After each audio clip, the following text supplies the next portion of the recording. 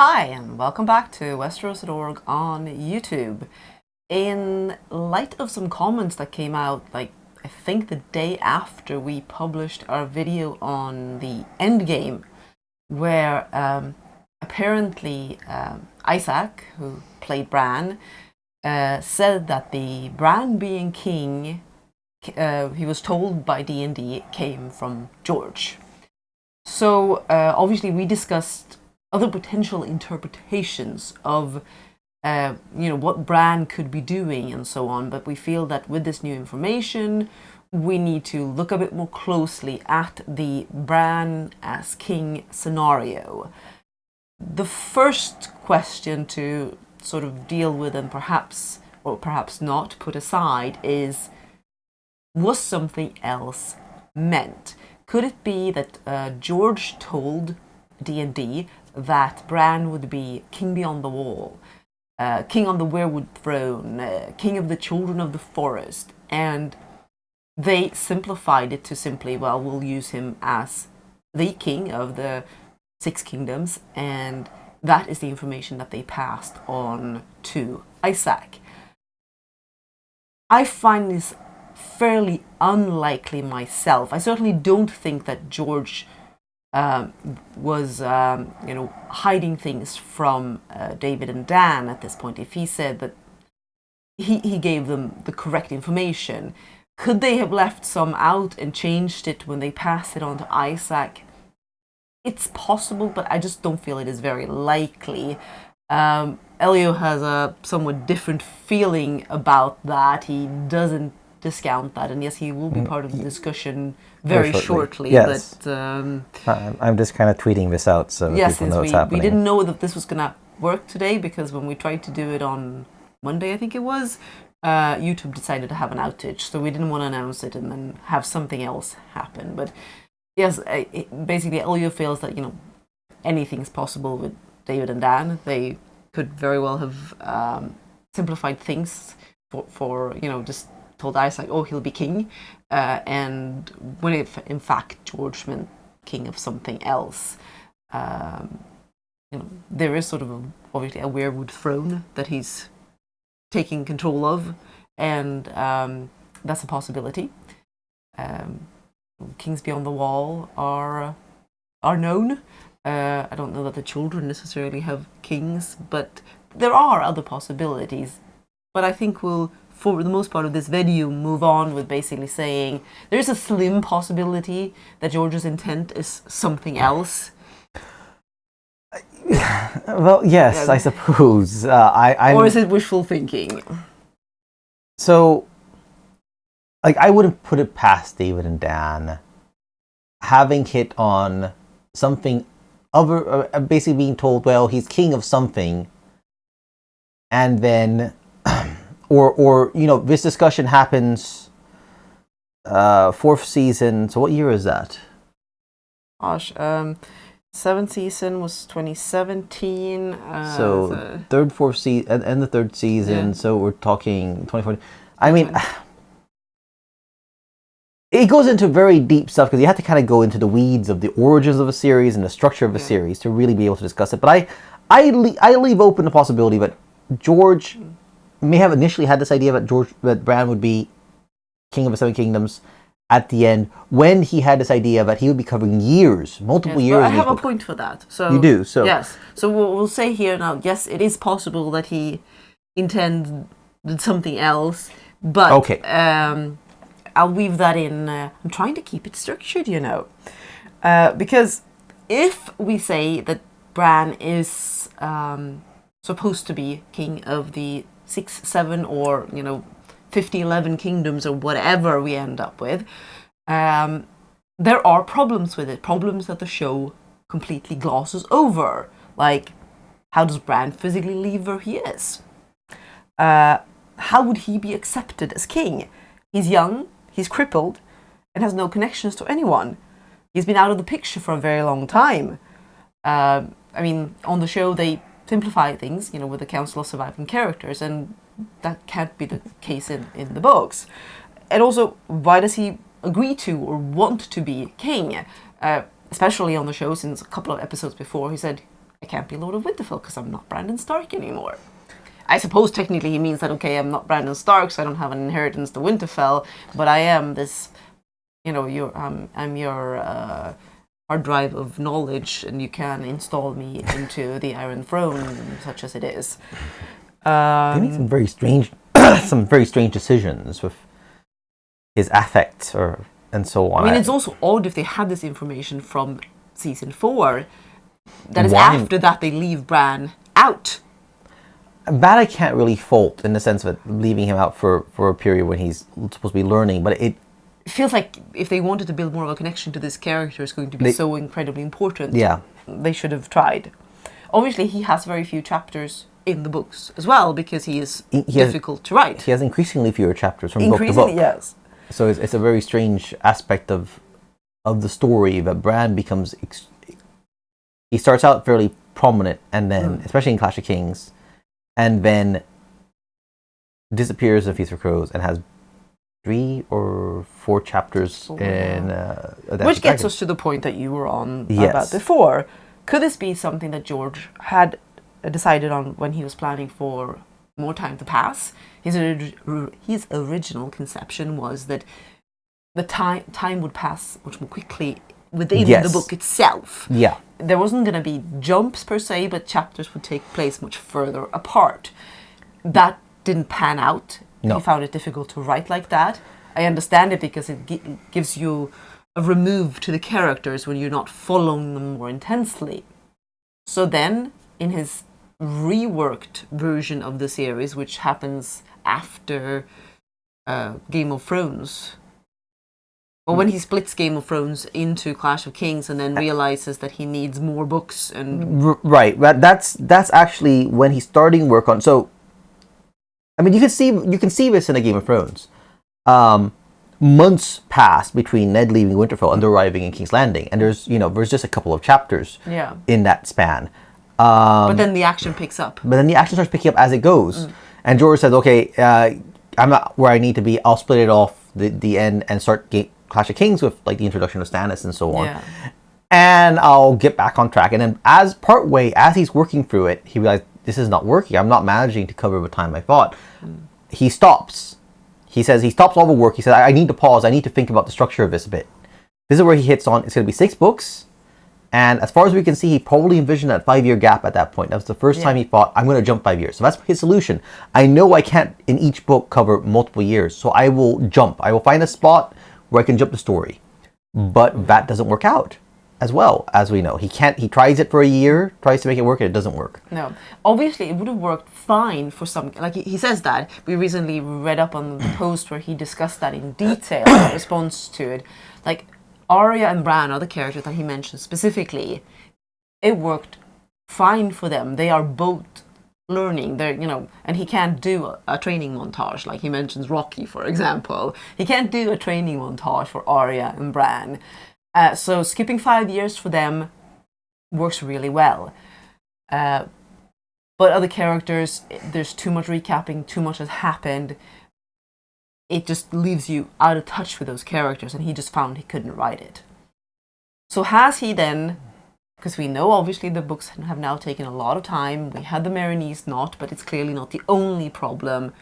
Is it characters like Arya and like Bran who are throwing a spanner into the works now because they are not old enough to carry the roles that he wanted for them? I mean, that's one possibility. I think the other thing that comes to mind is George, I think, has accepted that the character is not going to be as old. Yes. He has tried to come up with how to make them work towards the end that he wanted, given that they aren't going to be as old. And that's the big sticking point for us with this idea of Bran as king. Yeah, and that is where you start feeling that maybe Bran as king was his original conception, and now he's actually moved away from it.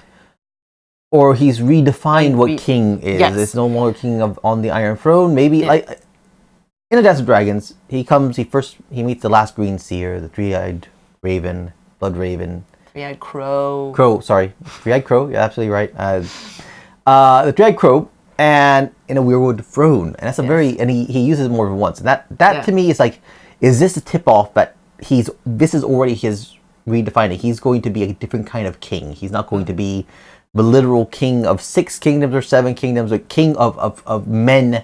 He is going to be a king of I don't want to say the children of the forest, but a kind of green seer king who may have a role in shaping the future. And so yes, I find it difficult myself to think that George would make such a major change. On the other hand, we know he's changed other major things, introduced major elements, like probably fake Aegon was not a conception of part of his original conception of the series. That came when he realized it was going to be 6 books, and he needed to fill out certain storylines and reconfigure things. However, if Bran is such a very, very central character to his vision, to the way he sees things, we've had this suggestion that, it kind of opens with Bran, it's going to end with Bran.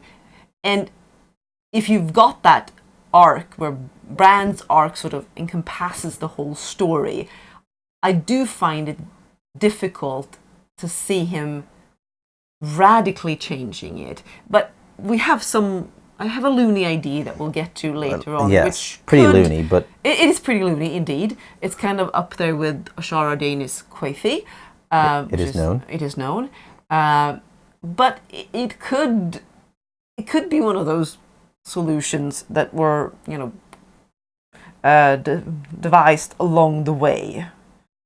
Let me see where we are. Yes. And then, I guess just briefly sort of interjecting that Bran as king, does it fit further into the idea of Bran as the third head of the dragon, and Bran, because we've seen suggestions and discussed suggestions that Bran also fulfills the prophecy for Azor Ahai, the sort of reborn in smoke and salt with his re-emergence from the Winterfell crypts. Certainly, that part is something people theorized from almost immediately when Clash of Kings came out. Yeah. So this is a long-standing theory that Bran either is Azor Ahai, or maybe this prophecy is more complicated. Of the 3 heads of a dragon suggests that there's maybe. I'm starting to lean towards the idea that if these two, they point to the same scenario, so to speak. They point to this a prophecy for the same, the end times essentially. And if 3 heads of the dragon also means that there are basically Azor Ahai is 3 in 1. You could have the Catholic imagery. You could also have if you've watched Babylon 5, you've heard of that one, the Entil Zov at the one who was, the one who is, the one who will be.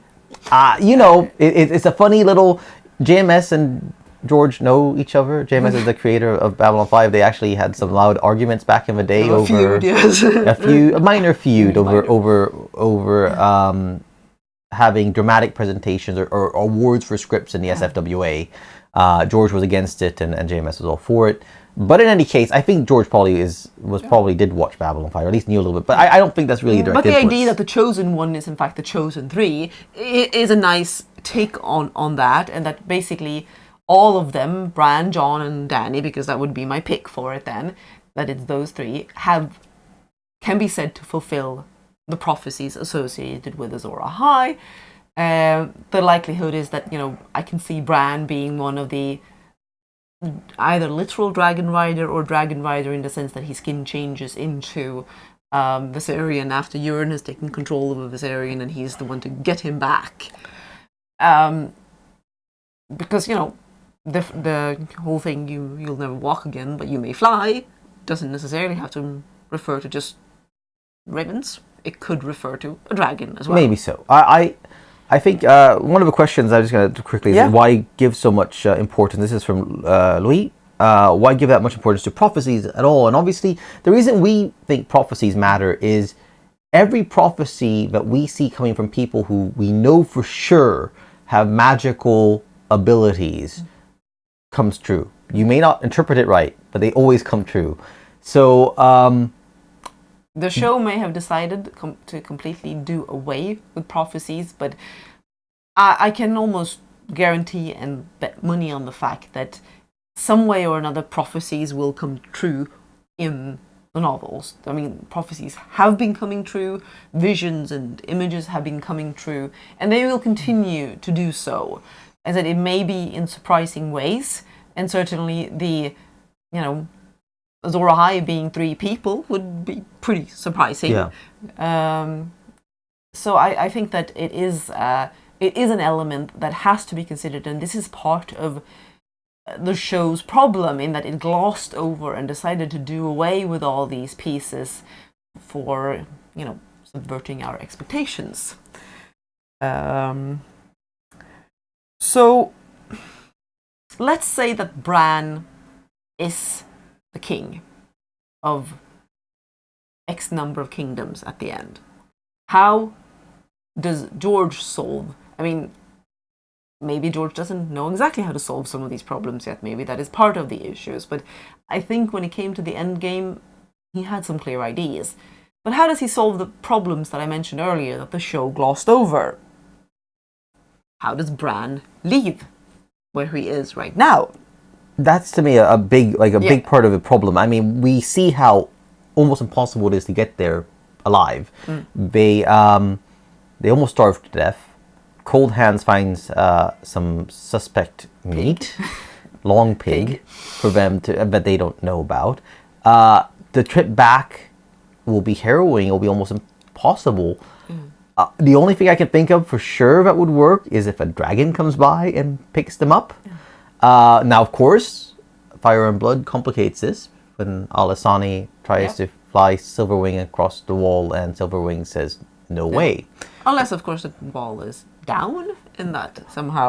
If the wall itself was the issue, or if the bad mojo on the other side was the issue for the dragon. Yes. It could be that whole thing, the hinge of the world that is stopping magic from moving in certain ways, and then dragons, When also more about the dragon also just senses that there's something evil there. I mean, but they're creatures of magic. They have magical sense. I think they recognize that. But then again, if Bran is chatting up the dragon, controlling it, he might be able to get a dragon. That's the only thing I could see.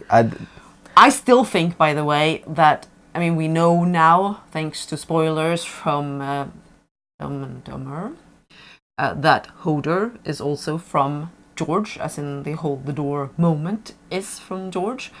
I still don't think it happens there. I just don't see doors being a feature of where Bran is now, under the tree, under the hill. So I have a thought of... we know that there is another entrance. Well, it's literally called a back door. I don't think it's a literal door either. I think it was being used in a colloquial. It's a back door. Yeah. But if it is an actual door, or there's a door that could. But we also know that there's a door in the wall. Although it needs a black brother to say the words to get through it. Well, somebody could be present. Well, sure. If Cold Hands is there, for example, he in theory could say the words on that side. He couldn't cross through. No, I suppose. But the idea, if for some reason, Bran sends Mira, Hodor, and Cold Hands, and in my view, because I'm getting to this in my Lonely Theory later, also Summer, he sends this. Says, I know, I need you on the other side of the wall. So you get to the wall and you get through the door, and that is where the whites catch up with them, and for them to get through and escape, Hodor has to sacrifice himself. Bran would be able to control Hodor from that distance as well. He might very well have been with them all the way in Hodor's body to accomplish this, whereas he himself, being crippled, can't leave as easily because he's going to be a huge burden on them. And then maybe later on he gets a dragon to come and fetch him after the wall has come down. Maybe. There's also the possibility, and again, this is hinting at my loony theory, that he doesn't leave physically. That his mind sits the Iron Throne, but in another body. Right. Yes. That's we'll get to that theory, because it is loony, but it's an interesting. It solves some of the problems that I have with Bran being young. We've had this whole discussion about the evilness of taking you. Maybe that's he's already had to do it with Hodor, it's going to cause Hodor's death, but maybe he will have to, sacrifice himself and do this evil thing again. The other problem was how is Bran accepted as king? Because, again, we don't have the council of surviving characters to rely on. Getting a nice little speech from Tyrion, and then everyone says, all right, he's kind of awesome, and it's awesome the fact that he can't have kids, so, we'll just accept this. And unless, everyone really is pretty much dead, unless there is, 7 lords left in Westeros, and they manage to convince them. Right. But I mean, again, you have to go back to George's original plan, where more time was covered, where Bran would presumably become in his original, because it's some sort of sorcerer lord who plays a visible, obvious role in winning the war against the others. And that would give him the cachet, and the people would be overawed by him to become king. Maybe he's the only person left who's got a dragon under his command. I don't know what that necessarily does, because I don't necessarily see him menacing people with the dragon unless he, really feels that is necessary for some prophetic reason. Well, that's the thing. If he menaces people, if he's violently active, I can't see him being elected, certainly, or being going for it, manipulating people to get to it. There's theories, of course, that, it's Bloodraven who does all manipulation. Yes. That sort of ties into the last bit. Bran wanting to be king. Why does he want to or agree to be king? Well, I mean, Bloodraven essentially, is not really a kingmaker, but he's, a power behind the throne, and he's tried to guide events in the realm before. He's certainly been, sticking his finger in political plots before, and being very much the realm above everything else. Right. He would not be above manipulating Bran into a position where, you're needed. You're the only one who can be king and who can set this right and keep things on the golden path or whatever, if we want to go all Dune on it. And I mean, it's an interesting thing. Obviously, Bloodraven is a controversial, complicated figure, a person who operated from the shadows, who did, in a sense, he was a kingmaker. He made sure that Aegon V wasn't challenged by Hagen. I think it's Hagen. Blackfire. He executed him despite the promise of safe passage to this great council. To me, I can kind of see it, but to me it's it feels like such a strange thing to throw in starting from the 5th book without a great deal of foreshadowing. It also relies on people understanding having all the information about Bloodraven from the Dunk and Egg stories, because I mean, we squealed when we got to the moment where Bloodraven is introduced. Sure. Wow, we knew immediately what character it was. Someone who hadn't read those stories, who's this dude? Yeah, you wouldn't have the sense of... and also, The World on Fire has more... Mm-hmm. So those things, you kind of need them to even think about this idea that Bloodraven is this manipulative figure who might be trying to... doesn't make for a very good story if it's not actually in the main story. Now, one argument you can make is that this is all a symptom of George having such structural problems, but these are things that he intended to put in, but he couldn't put in, and now he is, you have to have this idea that George says, I've known the end of the major characters, I know the end points, and I'm not wavering from them one bit, and even if it means compromising the structure, compromising how I do things, I'm going to do that, because the end is so integral to the beginning. Justifies the means. It's so integral to what I want to do. Yeah. I am hesitant to think that George would go that far, that he wouldn't start reinterpreting and reconfiguring that endpoint. Well, okay, Bran is now going to be 18 years old when I finish the series. He's going to be an 11, 12-year-old boy. How do I make the end, quote unquote, this concept of where he ends up, how do I make that work for me? How do I make it work with the stuff I laid before? For me, if I look at a Game of Thrones, a Clash of Kings, and Storm of Swords, there's precious little in those books that says, Bran is going to become king. I know people came up with theories way back when. Most of them were very tenuous. They were more... they're not really deeply grounded in quotations, in the structure of things. So Bran as King of the Seven Kingdoms is like very left field from that first book. And remember, that first book was the first in a trilogy, then in a quadrology.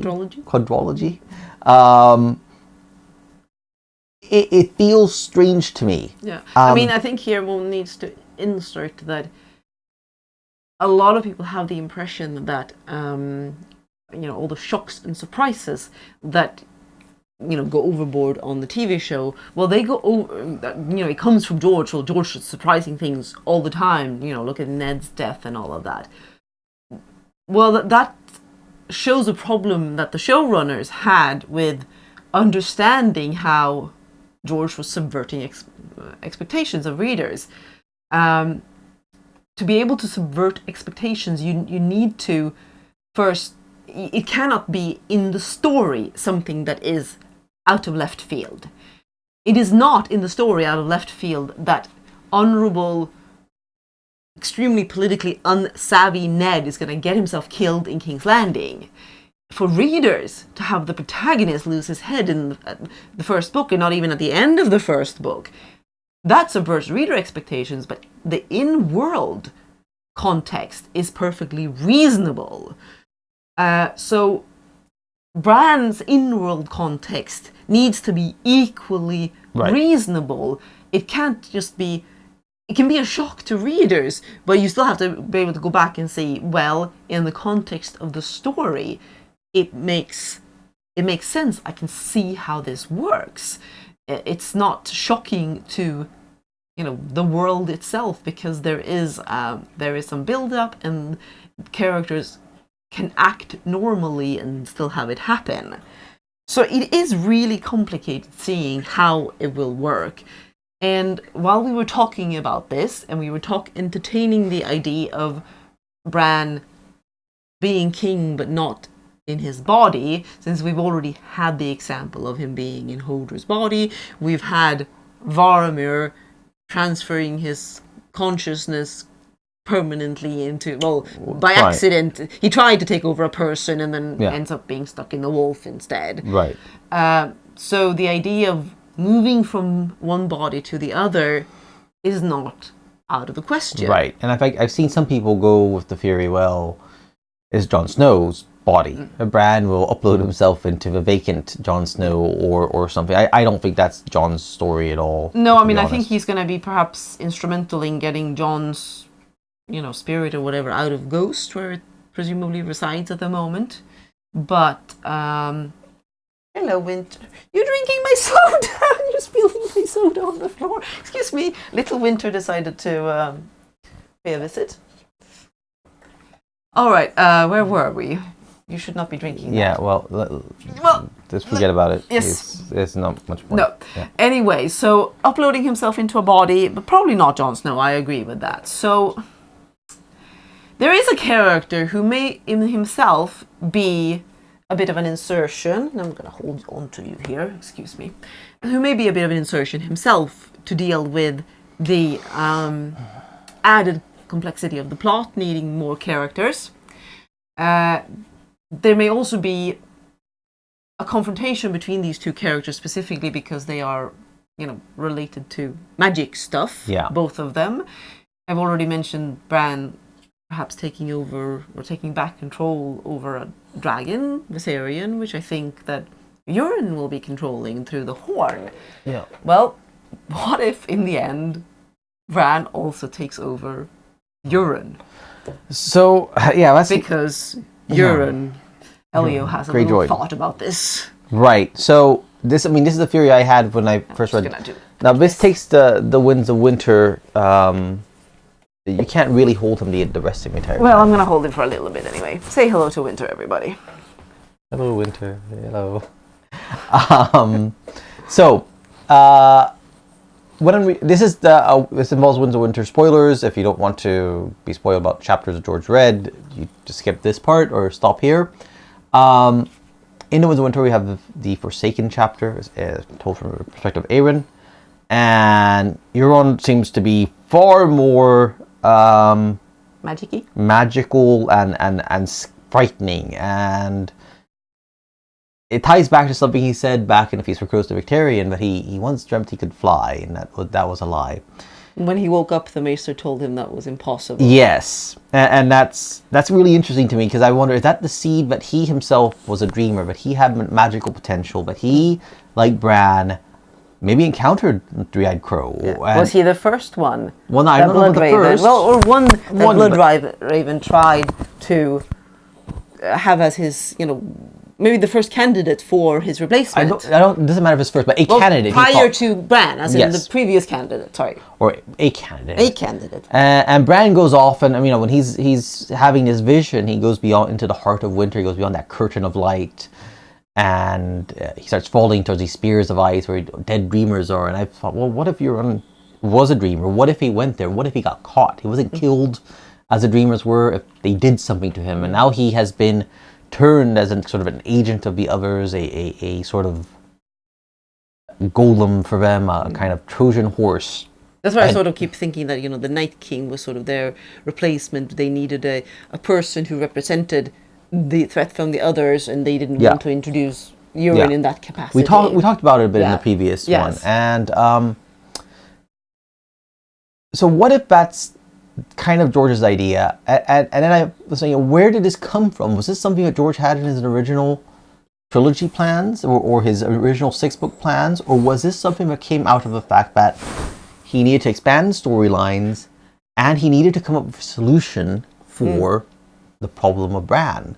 How to make it work that he would be king when he's a crippled boy? And what if the end result for Euron is that his mind is destroyed? Kind of like, of course, I kept thinking, we've seen this. We saw what Mirri Maz Duur did in saving Drogo. Drogo was left an empty shell. What if Euron ends up like that, ready for someone to come in? Obviously, empty apartment. And then you had this lovely idea for how, Bran steps into Euron, and people, it's Euron Greyjoy, it's the Crow's Eyes, evil, monstrous, sorcerer, and he tries pirate. He's controlling a dragon, and he tries to, how can he convince people that he's in fact Bran, and he's a good guy, mostly anyway. Well, what if that is the point of sending Hodor, Mira, and Summer past the wall? Because Bran knows that Summer needs to be, whether it's in King's Landing or on the Isle of Faces, or where this final decision is going to happen, the Direwolf needs to recognize him in Euron's body, and then we can have a repeat of that line when Bran wakes up from his coma. His name is Summer, and the Direwolf, going up to him and accepting him as Bran. So, I've always liked the idea of that sort of poeticness of that line. I've always felt that there is more to the line of his name is Summer. There is a mention of when Daniel Abraham was working on the comic, that there was something that George told him, a line of dialogue that he should not leave out. I don't think his name is Summer is a line that would ever have been left out, but I think it is a line. I've always thought we were going to see it again, somehow see it tying back to, and this could also explain why they decided that they could kill Summer, because they weren't going to have that moment. That's an interesting point. I didn't think about that. That's so, a really interesting point. They didn't need it because they were going to have Bran there physically. But anyway, it's probably a little loony, but maybe he's a little desperate, trying to find a way of unifying the elements that I like and the elements that are surprising to me, Bran as king. But I like that setup, and I think it's poetic, having the repetition of that, and the idea of Euron as a failed dreamer who then makes it particularly easy for Bran maybe to multitask, living both under the tree and sitting, the Iron Throne or whatever he's going to be sitting on. I don't know whether I buy the Iron Throne being destroyed or what will happen. So yeah. So that's. Let me save that for you. I just hopped into a chair. Good boy. So that is our discussion. I'm going to go through questions and see. First one was Brian Lafee before they even started with the question Wadu, and the answer is Wadu Wadu Wadu Wadu. Big fan of Shroud. Let's see. Questions.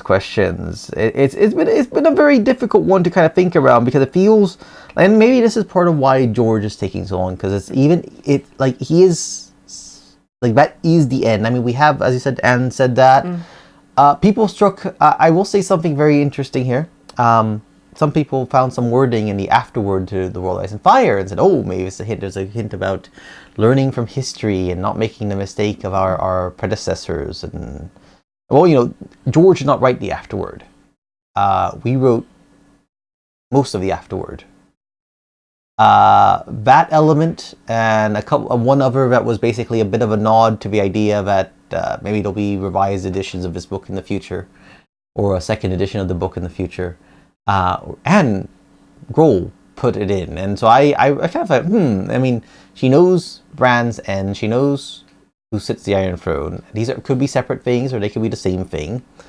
And by way, if she knows Bran's end, she could still know, okay, he's king, but no one sits the Iron Throne because it's gone, or it's not the Seven Kingdoms anymore. So that doesn't matter. But if that is part of George's idea, but it's because he knows all the history and he won't repeat the mistakes. Yeah. Like, that's a very... Not quite the way that Tyrion puts it, that, like, yeah, he knows all the stories and good stories are what... But literally, you know, don't repeat the mistakes of history when you know all of it, and you can... Yeah. So I don't know if... I don't know if that was... I don't know if Anne was doing that as a little nod to secret knowledge, or if that's something that is just a coincidence that people are picking up. But it is interesting to think about. I still find it's a big leap from... It's a very esoteric thing from Lords of the Seven Kingdoms to kind of go, oh yeah, you know, you look at Randall Tarley and his opinion of maesters. You know, there's not a lot of lords going, yeah, we should have the Grand Maester actually running things because he knows history really well. So that aspect of it doesn't feel to me like it is like the decisive factor into why Bran might be king. Do you think there's a possibility, I just realized, of a new pact with the children where they require Bran to be king? I mean, the children are dying, and everything is the language from Leaf and the others is they are passing. It is now. Bloodraven is a sort of person who would say, "I can solve this. I can fix this." He's self-confident and arrogant enough, and has such a history as a manipulator to think I can fix this. So I won't put it past him, but and doing it without the children even being aware, perhaps, that he's planning to try and do something. Or if he puts Bran on the Iron Throne, it's he knows that the children and magic is a dead end, but he can try and fix things for mankind with Bran. It's. But okay, a lot of questions about the shirt. This shirt is a gift from Gigamesh, or the publisher in Spain, who've done George's books and The World of Ice and Fire. And it says, they made it first for when people were asking for when's the Dance of Dragons coming out. Yeah. And then this version is the one they made after that, after a couple of years of waiting for the Winds of Winter. And it's crossed out the no, we don't have Dance of Dragons. No, we don't know when it's coming out. And then on the back it says, but if you're waiting, have you read these books? And it lists all of George's, Dying of a Light and all these other books of his. So that's that shirt.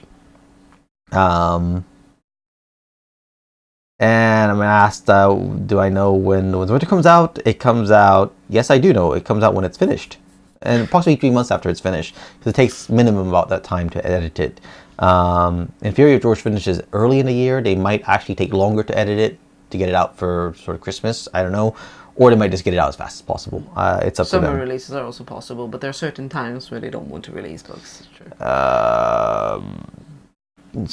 John will have personality changes like Lady Catelyn becoming so hard. There's a wild card with John, we believe, going into Ghost. This may change some aspect, but I think even if he is brought back, if he comes back in that way, it has a cost. And that's part of why we both think that the end point of him is separated from society, or separated from the life he knew. But also the fact that, if, as I think, he does kill Daenerys, that's obviously also going to further drive him apart from everyone else, I think. More likely, Jon is king on the Iron Throne, or that the Seven Kingdoms will break up entirely. Which one do you think is more likely? From the Dragon demands. That the Seven Kingdoms will break up entirely. I don't see Jon as king at all at this point. Yeah, I think that's the breakup of Seven Kingdoms entirely. It feels possible, like, but I'm not sure about it. I find it very hard to predict these things. George has shown me again and again that he's about 5 steps ahead of all of us. There was a question here. Why would the North want to be independent at all if Bran is the king? That's the question for the show. It makes no sense. It makes very little sense to me. And as that, it would have a ripple effect, surely, that if, even his sister decides to secede, and then, what is the, new Prince of Dorne and the Queen of the Iron Islands or whatever saying. So yeah, no, that's all a show problem, I think. Super Ultra Turbo felt that the point of the whole story is that monarchy is bad or wrong, and that they should be gotten rid of. I don't think George is presenting a revolutionary. There's not going to become the Republic of the Seven Kingdoms. Even though apparently now the Moscow Times was reporting that the some little communist party in Russia was also supporting a remake of the 8th season because they felt that this was such an important show in showing that a monarchy was indeed bad. It deserved a better ending. Yeah, let's see. Okay, rule out that Bran dies in a cave and Brendan takes over. So it's Bloodraven and Bran's clothing on the throne.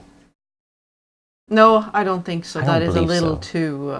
That's not bittersweet. That's horrifying. And also, I mean, he seems to be yes. on his last legs.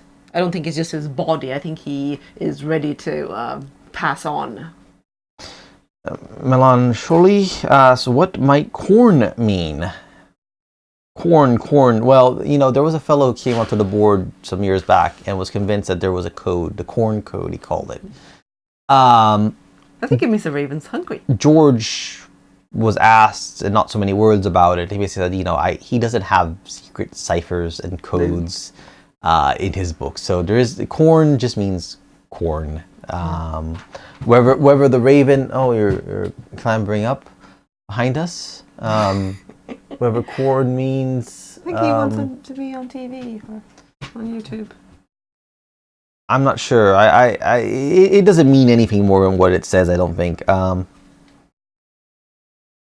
Let's see what else we got.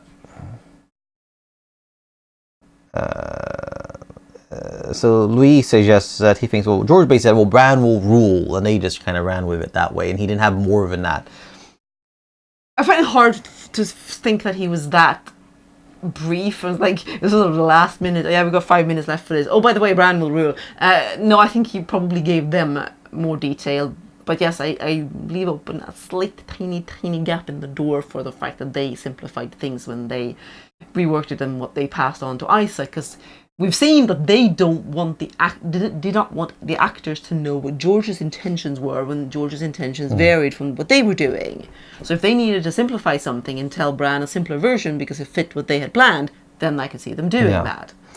Johnny of House Harrison says hello and hope we are both well. We are. This is quite warm. Yes, we're melting a little bit. Have the fan off so it doesn't make an unusual sound. Louis again then asks, is the Night Fort door the head of a white giant? I've not heard that theory before. I don't think so. I think it's living wood that's been magically sort of brought kind of to life in a way. That's the magic of the children, I suppose. And yes, there is no Night King in the books, as some people were commenting. There is no Night King. The Night's King is a legendary figure who may or may not have existed thousands of years ago, but George says he's not a figure. This is David and Dan's invention to put a face to a menacing, terrifying face who gets killed. Which obviously hugely changes the whole storyline. Yes, really. He's the off button, and all he needs is a little girl to stab him in the stomach with a knife, and that's the end of that. Let's see. Yes, rereading. Rakert says he really needs to reread. I'm thinking of a reread is about due for me as well. It's been a couple of years. Let's see, questions. Yes, I wish there was a way. Was it last year or the year before? But it might be time to freshen up on a few things. A lot of interesting comments. I can't. The book specifically say whites are controlled by the others, so they're created by the others. The magic that they have raises them from the dead. Another is with the whites that attack the Fist of the First Men. Shows up afterwards, chasing them down. Samuel kills it.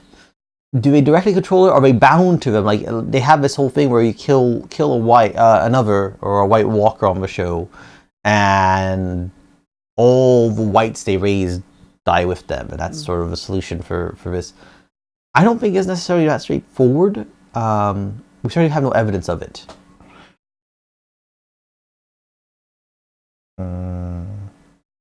It's Ines, not Hagen. Hagen's another one. It's Ines Blackfire who was executed. Whereas Hagen is... was killed. Yeah. Well, yes, Hagen is the one who was killed in the, I guess, is it the third Blackfire Rebellion, or the fourth? That's the Red Spring. Yeah, there's two where Bright Flame does some really cool stuff, apparently, or some memorable stuff. Right. There's too many of them. There's a lot, and I mean, there's the various daemons and. See, when is George's secret book release date? I would tell you, but then we would have to kill you. Ironwood. I say Ironwood. Someone was asking. Did George consult on the White Walker-White relationship? They probably did ask back then. How does it work? But I think they made changes. George always said they would make changes that were convenient to the story, and certainly having whites be something, or that if you kill another, a bunch of whites fall apart or drop down dead for good. I can see the whites certainly in that they are animated by maybe their life force is from the others. The problem with the off button on the show, of course, is that when you kill the Night King, all the others also drop dead, not just whites. I also don't think, we know that is from George as well, how the origin of the others being created by the children. Whether they created a single one, I don't think so. They probably created multiple. I don't think so I don't think it necessarily is a relationship where they, one other created another other. This gets complicated. So it's possible that the whites might drop dead, but yes, we did. I did comment when we thought about the urine thing a bit. Your theory that the Wheel of Time kind of sort of has this with the Dragon Reborn, Randall Thor, dying and switching his body into somebody else. To become anonymous and obscure, not to continue to rule things. It was to end his role as this chosen figure. So that is different. It is funny. People, there's in particular Robin Hobb and George have been very much on the same wavelength a lot, and people have commented on it. It's just that thing like in Hollywood where they have movies that like come out one after another with the exact same idea. It's just that time for it, and but it's funny because it's not just her Fitzsilvery series with Fitz and wolves and no, because her Soldier Sun trilogy has the whole magicians merging with trees. Very differently done, but yes, it's a weird thing. There's something in the water. Yeah. People want to see the dog. They did indeed see the dog. Why wasn't Fagin in the show? Retep asked. Well, that's because they needed to finish it faster. It would have required at least one more full season, I think, to work that in, and they didn't want to do that. But David and Dan didn't want to do that. As far as we know, I'm waiting. There have been hints and rumors that there is gossip. There is things to be said about why things happened as they did. I expect some enterprising entertainment journalists will start digging into it in the months to come, and we'll start getting stories about, what happened. Maybe in time for the Emmys, that might be a time where people start talking, what happened. I feel like there is something to be, we've said already that David and Dan want to move on to Star Wars, that they have some, premonition or nudges from Disney that they were interested in them. Was it, but they were just tired. I was being told by journalists who knew them, who talked to them, third season, I think, they're exhausted. It's so grueling for them. And I couldn't help but notice people, I think Kit Harington, the Last Watch documentary, Kit Harington in an interview mentioned, but during that night shoot, 55 nights, grueling thing, they would show up like once a week. Whereas in the first 2 or 3 seasons, at least, they were there, like one of them was on set every single day, as far as I understand it. When I was visiting a set, they're filming Castle Black, David was there on set. He was leaving after an hour or so, and Dan was going to be showing up to take his place. They were, and it was part of the problem, I've always said. They were so hands-on. They were too hands-on and doing too much. They needed more writers, and they needed to trust other people more. Brian, I think, in the later seasons, Brian Cogman, I think, commented that he was sometimes the guy on set to solve dialogue problems and comments and things. And perhaps Dave Hill did that as well. But I wonder who solved the dialogue problem at the end of season 5 there and came up with that lovely line.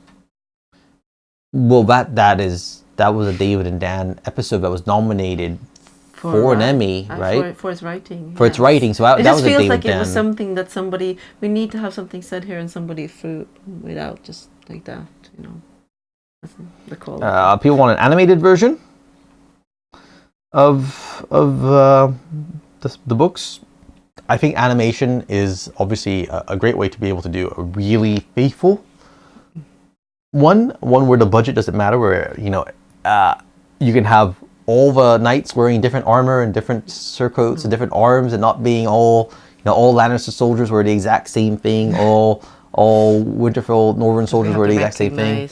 Yeah, so but is it going to happen? No. Well, who's to say in 30, 50 years, whatever, it's long enough to recycle and redo things. Well, then we don't have animation, we just have CG actors anyway, so... Probably. Let's see, Winter, an ominous name. Yes, Winter did sort of... It was... so he's from the I litter of our reader, and yes, all she the goes through the alphabet, and it was time for I, and we had... We had a few options. We were considering for a while Indiana, since Indiana Jones was named for the dog, who was named Indiana, so we thought that would be cute to actually name the dog Indiana. But we felt that was a little more suitable for a bitch, perhaps. And one of the suggestions on the list that we left was actually Winter in Spanish, since we've visited Spain and had a lot to do with Spain and Game of Thrones in Spain. Yeah. So his registered name is Engelais Invierno. And it's a little awkward to go around shouting Invierno. So he's Winter. Winter or Winter for Swedes. Yes. And speaking Swedish, does not exist. Trio 5 asked if you read the books in English or Swedish. English. Yes. English. Dakelmo points out that Plu Osbeck, the actor who played Euron, was super excited to play a magical pirate. They shot him down. Poor guy. I mean, they gave him this sort of over-the-top thing to do, and he did it, I guess, gamely, but I saw some tweets where it was pretty clear that he was disappointed that he didn't get to do the stuff that he thought. But then, he can go and join, the commissary of Ian McElhinney. Andre Who's totally over it. Yeah. Andre Villafranca asked us to talk to George, convince us to make an anime adaptation. George has no say. HBO. Yeah, they now own rights to everything. To everything, basically. Basically, the only thing George can do is write books, pretty much. Yeah, he can write books, he can write new books, he can write a new setting, but anything in the Star Fire is any license to anything for the foreseeable future. I think these things have a reversion right if they don't make something after X years. presumably someone else will get it, but we saw how long it took for the Lord of the Rings rights to move from whoever it was. Yes. It's a very complicated. Yeah. How will Tyrion get out of his contract? That would be a reference. This is Super Ultra Turbo again asking. This is referring to his contract with the Second Sons. If there's anyone alive to enforce it. If the Second Sons are alive to enforce it, I mean, Brown Van Plum is not gonna be a long-term survivor. No. And I think the legalities of it are going to be something that they may not care about by the end point. 8th season was like a paper due tomorrow morning when you start writing at 11 a.m. I know that very well. I see your point. I am very familiar with this aspect of doing things. You finish your papers a week in advance, and then you spend the last week stressing about it anyway. Let's see. So many interesting questions. He's a sloth. That's why there is a sloth in a zoo named Elio. Yep, name for me. Dragon demands making the assumption that Benioff and Weiss planned things out more than a year ahead. You know, is it a mistake? I mean, they had from George such ideas of they obviously talked to him with the idea that we need to know these things to plan, but they clearly I don't think planned more than well that's the end point, but we're going to focus on. I mean, this they had season. apparently decided. Like 4th, 5th season or something that Arya was going to kill the Night King or something. Without any real... Just, that's going to be cool. Yeah. But then there are other things that it's clear that they didn't plan at all, like Jorah, for example. Oh, we had first planned to have him on the wall, and then now we changed our mind. And so, yeah. Sean Bowman agrees with us that Bran will never personally return from Beyond the Wall. I mean, I kind of laugh at people who have their headcanons, where that overrides good sense. So I will not stick with my vision that something bittersweet would be that Bran ends up the last Green Seer alone under that weirwood, and the Dream of Spring is his, where he's seeing what's happening, but he's not actually. They think he's dead or gone, or they can't communicate with him. But the things we've learned from Isaac inadvertently. And by the way, I have to say, Isaac is wonderful. I don't blame him for saying it. I blame HBO. They should have known not to print that. Especially since David and Dan had said yes. We're not going to reveal any more things from. They shouldn't have printed that. That said, I don't blame him. He doesn't necessarily have the same. It doesn't weigh the same with him, and to some degree, like, I mean, I met him as a little 10-year-old kid. It was a 4th season junket where he had an interview with a group of journalists, and I was there, and like afterward, he had to get up and like went over to me and he whispered in my ear, "Bloodraven." You know, he's been very friendly, and so he just wanted to kind of let me know that was coming. So he's enthusiastic, and the way he phrased it, he wanted to say, well, it was great to be part of George's vision as he understood it from David and Dan. Yes. And that to me is obviously a reassuring thing that he was pleased by that. That whether he understood things or whether they conveyed it well, that's something else entirely. But HBO is the one I would blame for this. I don't blame David and Dan for telling him, because it's like it feels like it's they nice should at tell least that actors some more. actors, because we've seen some of the other actors like, I have no idea what my character is doing and what the point of my character is. So yes, in that sense, it was a nice thing to tell him. I expect. Why don't we ask George? Well, we don't really talk to George very much about plot stuff, and like we have other things to chat about. But I like talking about theme, and I like talking about other books and films with him. We don't want spoilers from him. No. That said, I expect at Worldcon and TitanCon he will be getting many questions from fans about this. I suspect he will be telling people, well, we didn't find out how I settle it, but there will probably be little bits of hints and commentary about it.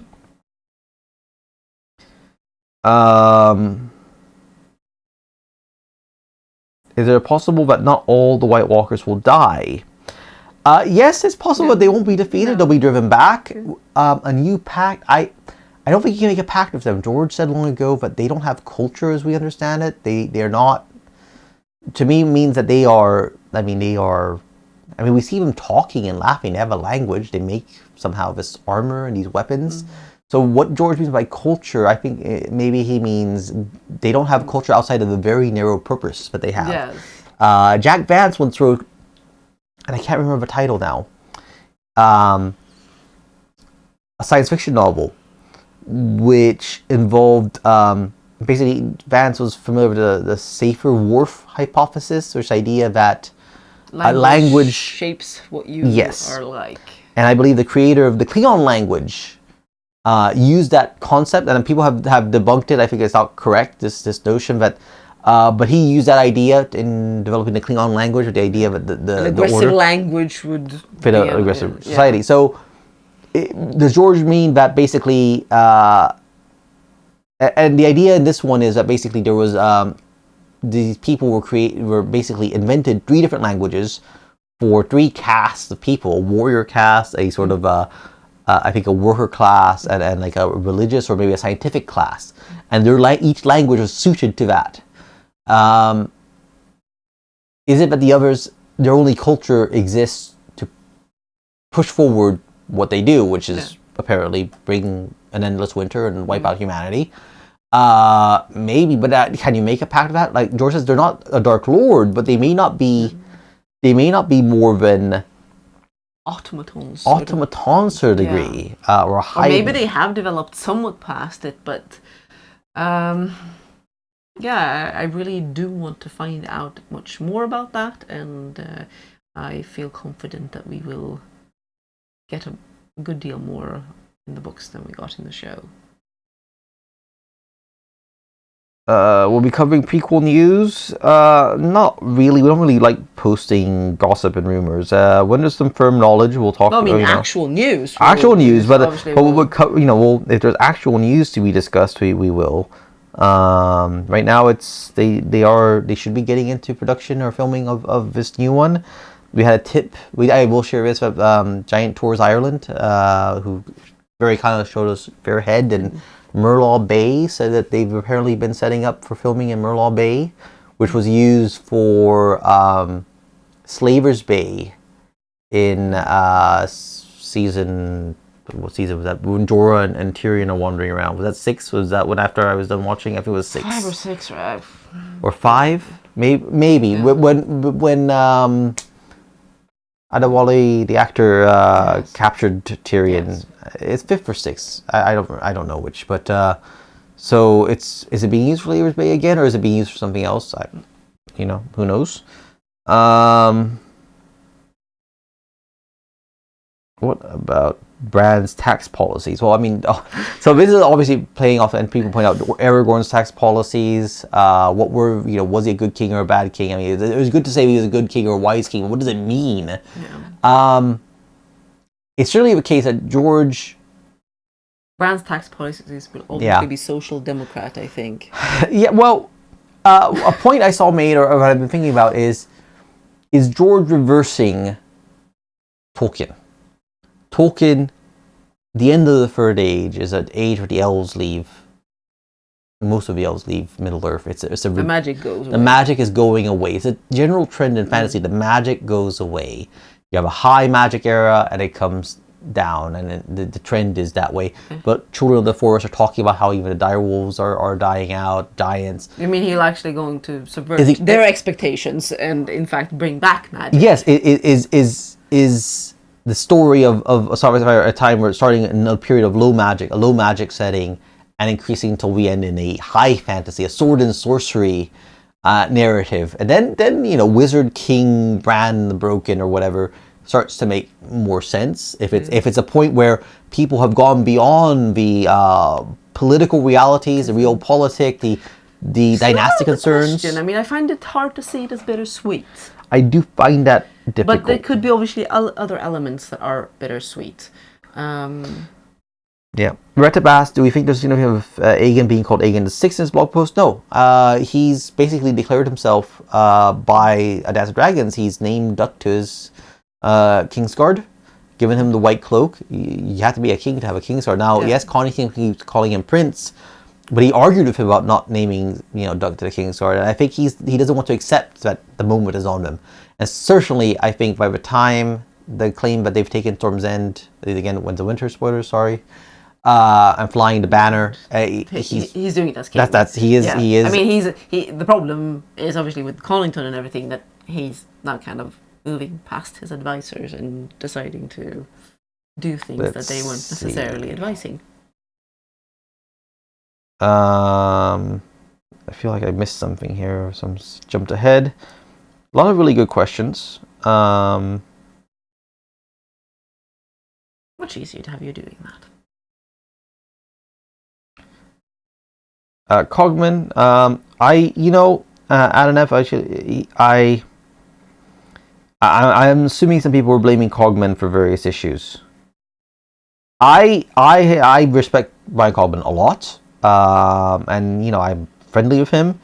He is, as Adonef points out, he was an employee. He had to, at the end, do what his bosses told him. But these are guys who helped him get this career. He owes them a lot, and I mean they saw the potential in him, and they trusted him to work with them. So I think I can't take out of a Game of Thrones like it was a mitigated horrible and it should never have happened. I know you were very early on saying that you'd rather that they never made it than make it. Now it's hard to say at this point. Obviously, it's it's been very important for all sorts of people. Northern Ireland. George, us, Northern Ireland, lots of people that we've met in Northern Ireland and Spain and everything who are very enthusiastic about it. And it's got so much possibilities and jobs and all sorts of things. So it is it a social good? I think Game of Thrones is an unmitigated, obvious social good, economic good for where they've been. I think it's been, Dubrovnik the leaders of Dubrovnik may disagree a little bit about that one. I've heard that they are very unhappy with how, levels of tourism. But for the most part, it's been a good economically, and it's done good things have happened because of it. Yeah. And Brian Cogman, I think, is he showed himself to be next to George, the writer who best understood A Song of Ice and Fire. So I have no animus towards him. I think he did his best with what he could do. Even something like, I think it was the 5th season, the rescue of the failed rescue of Theon by Asha and the great. That wasn't his fault. He wrote it to be more expansive. He discussed that in the interview, and basically they had budget issues and they had to cut it down to what they did. Mm. So, and Dorne... Unless somebody was in and messing with his script for episode 2 for the final season, I do... What happened? Blame him for... isn't that where we get... they remember what happened the last time Targaryen brought dragons to the north. I'm not sure what he was thinking about that one. It is. He does talk about it as an alternate history, so maybe other stuff happened that we don't know about. Yeah. Like Dorne...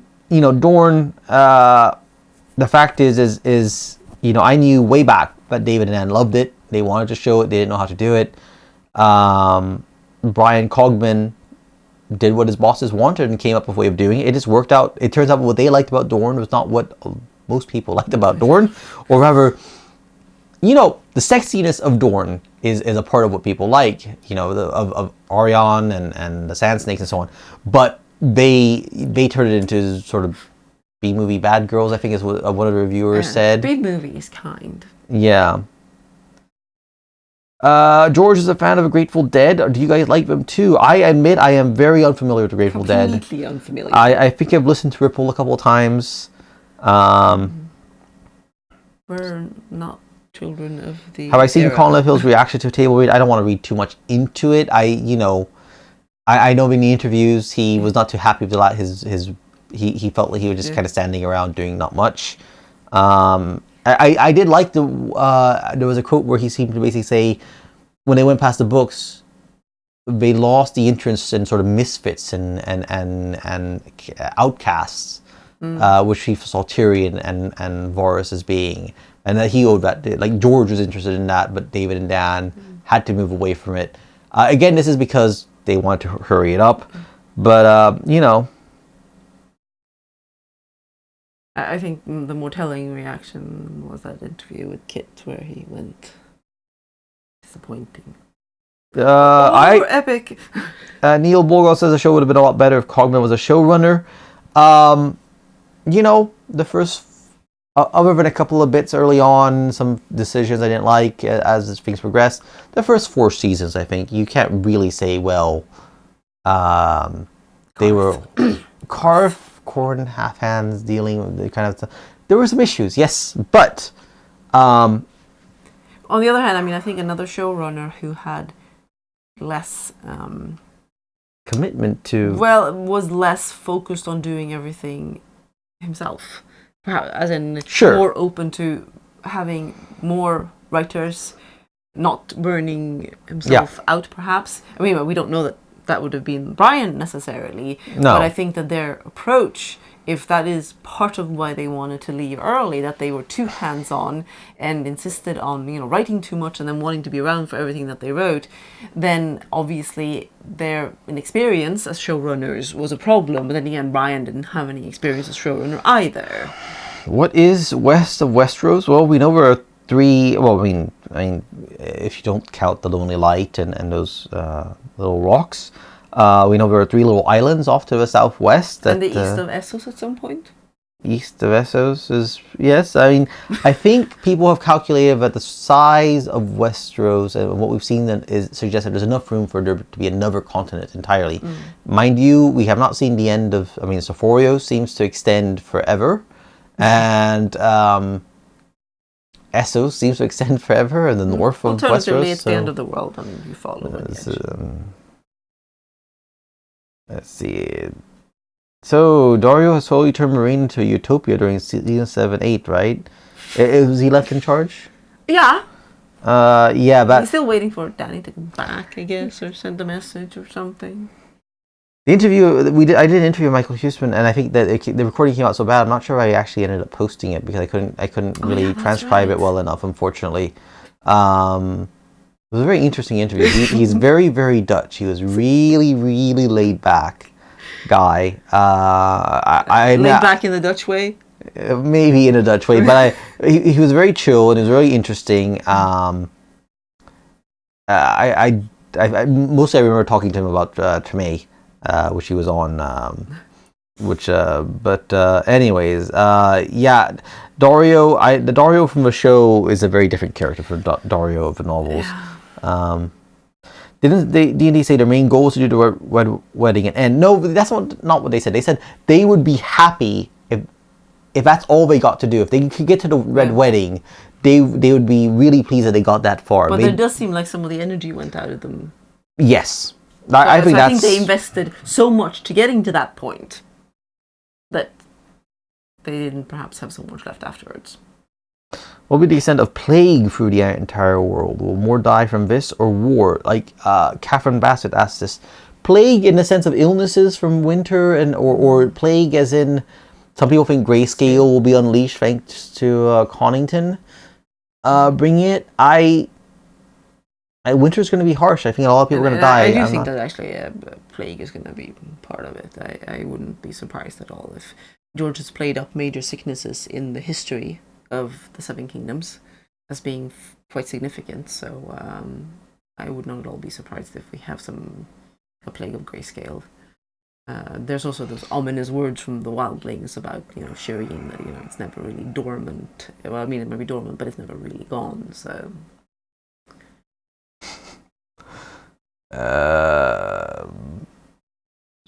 Let's see. Continuity errors. I mean, they happen in TV shows and in books alike. Retep Septila Mora Sharadane. No, I don't believe so. No, Sharadane is Queefy. Yes, it is known. It is known. The Three-Eyed Raven hates mankind. Well, Three-Eyed Crow Raven hates mankind. He wants Bruin to burn everything down. I mean, they have this weird idea of this 1,000-year-old entity who faced the Night King multiple times, and they were ancestral enemies. Just as far as the books go, forget all about that. Gamer1 asks, are we going to TitanCon in Belfast? The plan is that I will go. We're going to the WorldCon in Dublin together, but then we'll fly back to Sweden, and then I will be a day or two after flying back to Belfast. Linda will be taking care of puppies. I think 2 weeks without her dogs is too much. Well, it just feels like too much to have them in. Yeah. Breezy in a doggy hotel in winter with friends. Yeah, because literally, if we were to fly back and get them out, it'd be like a day or two, and then they'd go back, and so it'll be me. I think. There's a small chance Breeze will need some surgery for his knee. It's just a little cleanup of minor arthritis, so he might have little chips of bone or something. It's nothing serious, but if there's surgery, we may have to change our plans a bit. But hopefully it's... A spin-off series about the Blackfire Rebellions. I'm sure someone's pitched something along those lines about them. It certainly is a dynamic and interesting time period. But we'll see. I mean, right now we've got this thing called Blood Moon. And I think Casey Blois said in an interview, once that pilot is done, they'll see if they're going to be ordering out the series. They're going to see if they're going to order something else to pilot. We have 2, I believe they said 3 are in development. So the one that's filming, and that's 2 others. But they're not taking anything else to pilot until they've decided about this one. What's the sound of it? Yeah, that's what it sounded like.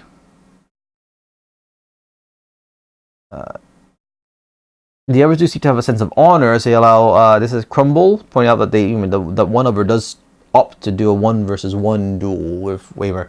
I think that wasn't so much honor as amusement. There's something to the idea that George's commented that they're kind of an eerily sort of alien beauty, like the Siphi. Yes. Or it is City. Is it Siphi? Yeah. And it's funny if you are interested in YA fantasy, we would recommend Peter O'Gwillan's The Call, and the Invasion is a duology for YA, which shows a really, really alien take on the city. Yes.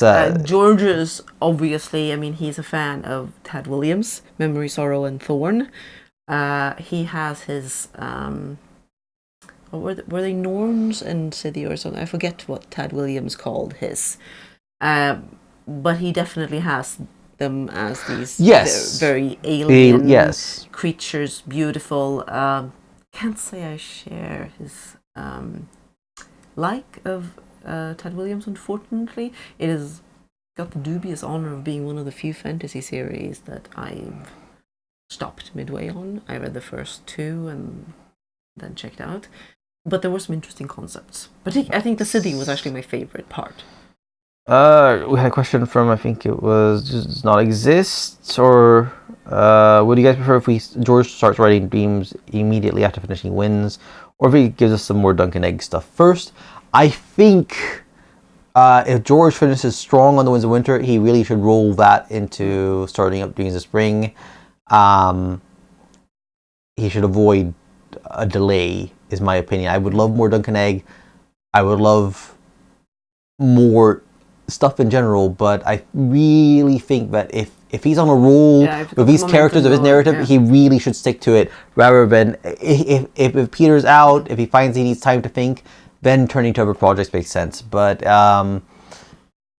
it's sort of, George has to kind of balance what works best for him, and but really he has said this. I think he said that the long break between A Storm of Swords, The Feast for Crows' start, or was it The Feast for Crows, The Dance of Dragons start, because of for touring and such, was really set him back a lot more than he thought it would. You get out of the mood, you lose contact with the and now that these books have become so difficult and take so much time and effort to kind of weave together the narratives, I really think that it behooves him to stick to That's not one to say thing. that he can't have a vacation, obviously. Obviously he can have a vacation, but basically when not starting other projects, I think. Well, we'll see what he does, but it seems like if he's on a roll, I do think it would be beneficial if he is able to keep going.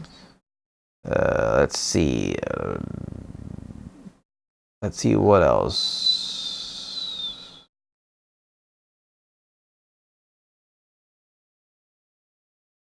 When I say wizard king, I mean a wizard who is a king.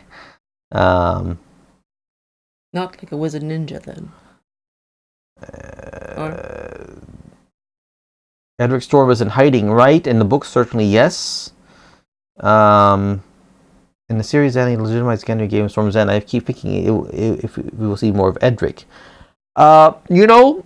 Possibly. And I mean, to be honest, yes. I mean, Edric is kind of his outside figure for being like chosen. Yeah. By a great council, like, okay, fine, here we'll legitimize this noble bastard of his and say, but he's king, and have a regency for him. Bran seems so strange that he doesn't have a blood tie to really. Other than the Starks have no connection to the Iron Throne and the kingdoms of variable numbers. Let's see. We're approaching hour and a half mark. I do want to try and get through a couple more questions. Hopefully Winter won't poop anywhere. I don't think he will. He's fine. He's twice today. So he'll probably pick your bed again. He's like.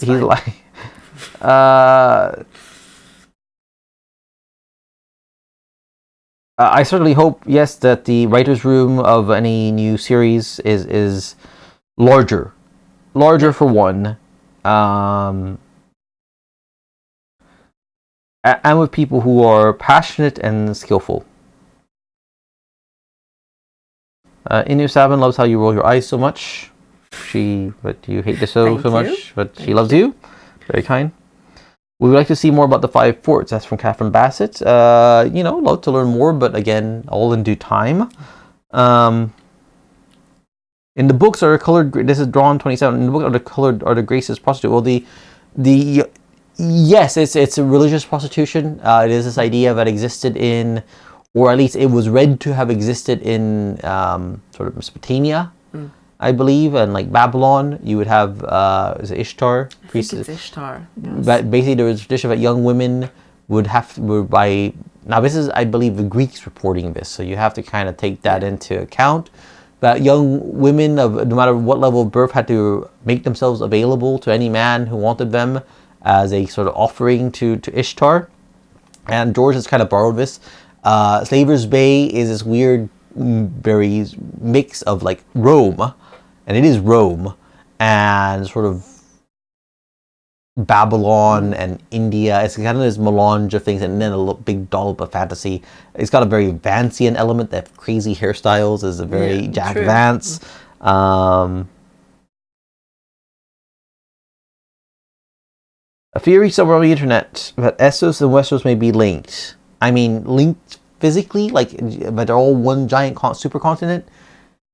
Up north? Like, if you go, you'd have to go up north, basically, or, and I'm dubious, but... I mean, it would make sense for the 5 forts. I mean, how is the... If the demons... Yeah, if that's supposed to be guarding from, the others as well, then it would make sense if there's a connection up north that they can... Angshu asks, do we sometimes communicate to George what the various critiques have been of the show, if he's not already aware of them?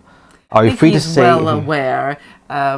We don't really discuss that. The only thing I'll say is that at Archipelicon, you had gotten some trolls mailing George angrily because you had been very upset about the David and Dan revealing, or we had both been quite upset about them revealing something about from the books that hadn't yet to be published.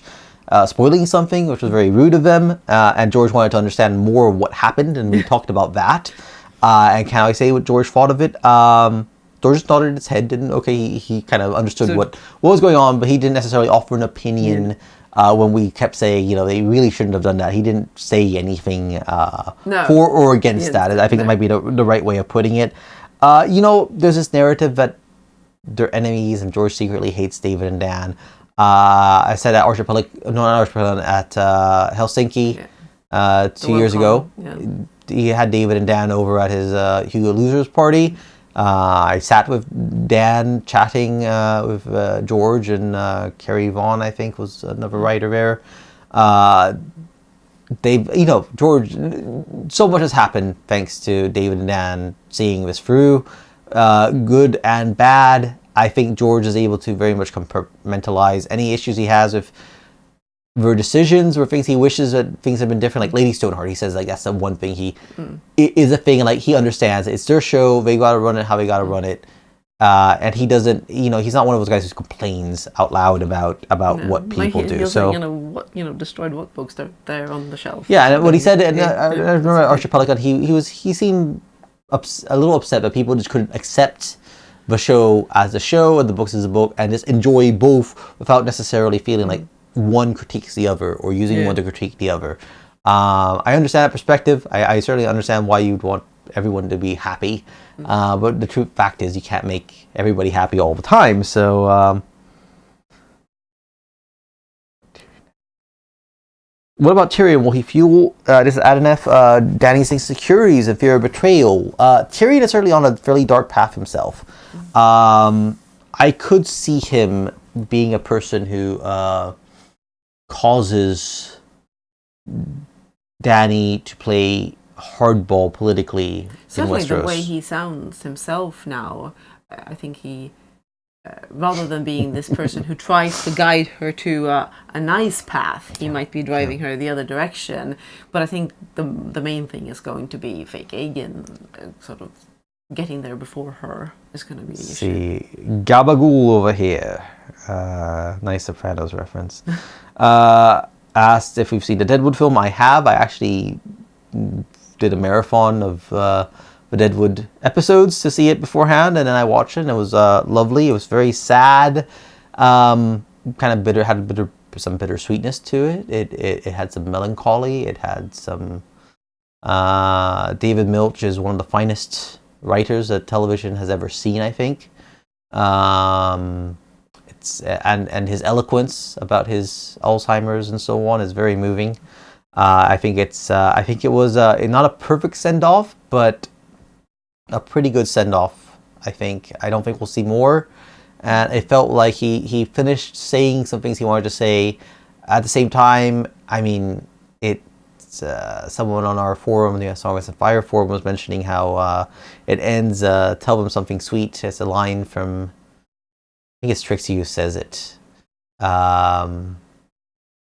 And it does end sounding kind of sweet. Hurst is in prison. Trixie seems, she's going to run the gem. But it's obviously not the end of the story. I said, Milch might as well have put, don't stop believing over the end credits to remind you that the story isn't ending for those characters necessarily. I mean, if he goes on, you have to think, well, Hearst is going to want revenge and da-da-da-da. But it was great. Deadwood is... I think I've seen Todd VanDerWerff, I think, was arguing that Deadwood may actually be the greatest series HBO has ever done. Maybe. The Sopranos and The Wire are amazing pieces of work, but the writing... Yeah, I mean, I have to say that I haven't actually watched Deadwood myself. Bits and pieces, yes. I'm not a huge Western fan, and I'm not necessarily a huge fan of sort of more just overall just grimy characters. Sort of, I could never watch The Sopranos, for example. I couldn't really have a show about just evil people. Okay. But I've been watching when Elio's been rewatching here, and just the dialogue stands out. It is Shakespearean in parts, and it is absolutely fascinating, and it is very bold too. Rekert Redelinghuis.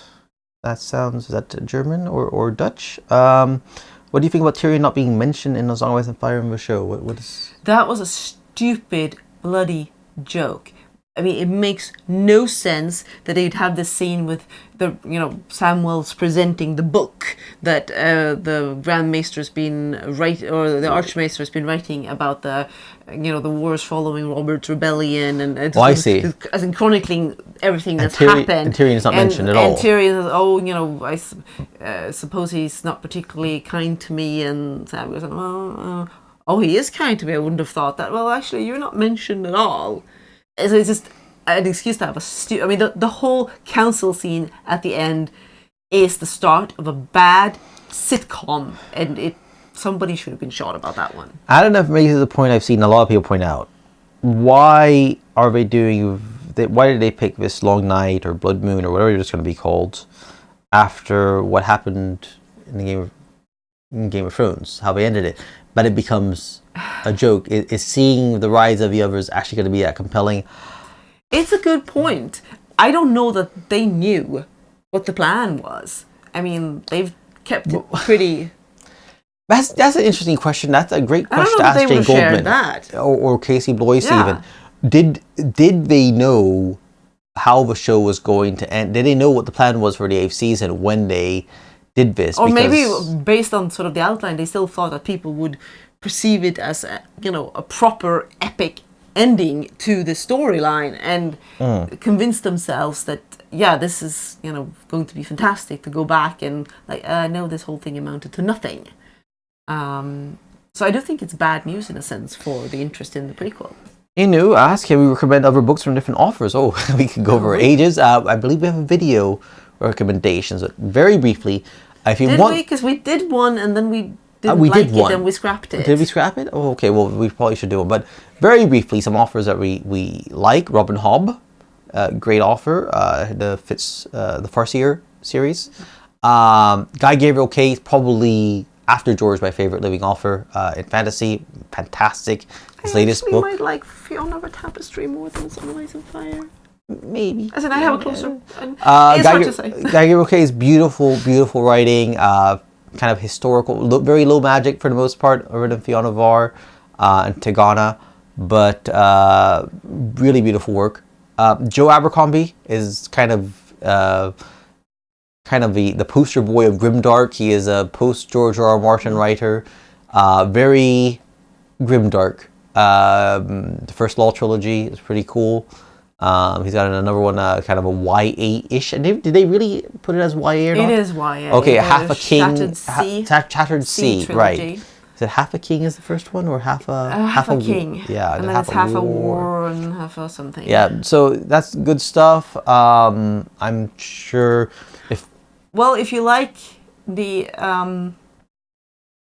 or even if you didn't like, but maybe how it happened on the show, but if you like to look at sort of a chosen ruler who ends up becoming a threat instead, sort of like with Dany. That's a hard one, but yes. Yes, you need to read Judith Tarr's Varian Rising, which is the first 3 books. She has 6 in the setting.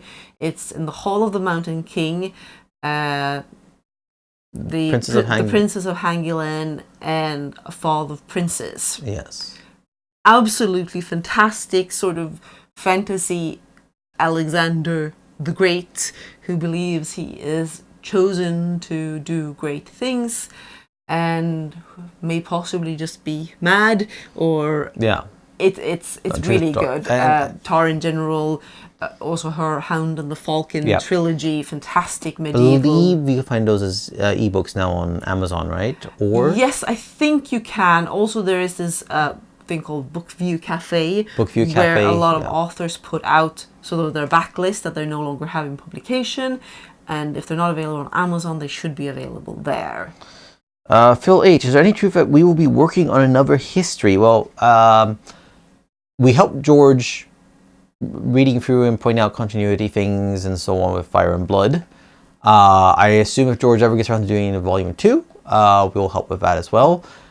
Years ago, Anne Grohl said, after the series is done, there might be the call for a second edition, not just a new printing, a revised print, but a new edition of The Royce and Fire. And if that happens, I guess we'll be involved in that. But the contract allows for us to do a follow-up. So, but right now there's no firm plans. So I wouldn't say we're for sure that we're involved in anything like that. We're mostly just working on our website, working on our own things, and when George needs help or he's ready to show us a manuscript, we'll be happy to do what we can to help him with that.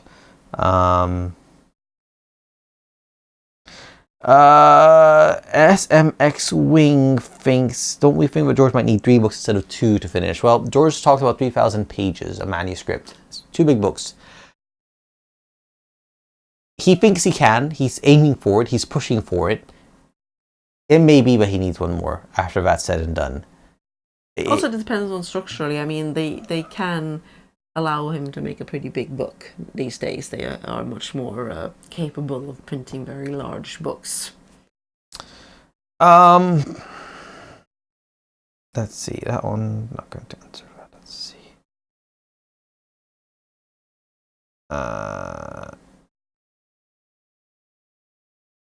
Wait, there was one question here I was gonna... Have we been mailed, like, Cogbin and them are mailing us? No, not really. Why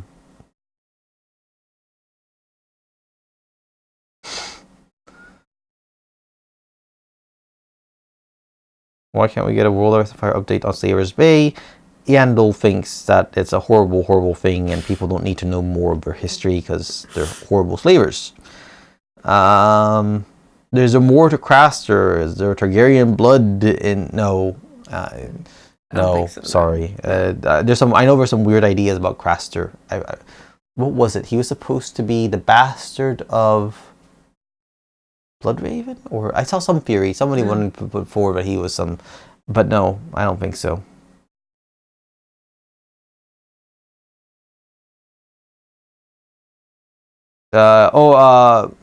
Slipper Sky Dragon X000. Do you like the Kingkiller Chronicle? I read the first book. Linda hasn't even done it because Quoth is a name that she just finds ridiculous. I read it. I think Rothfuss is a very talented friends call it a wordsmith. He writes very nice prose.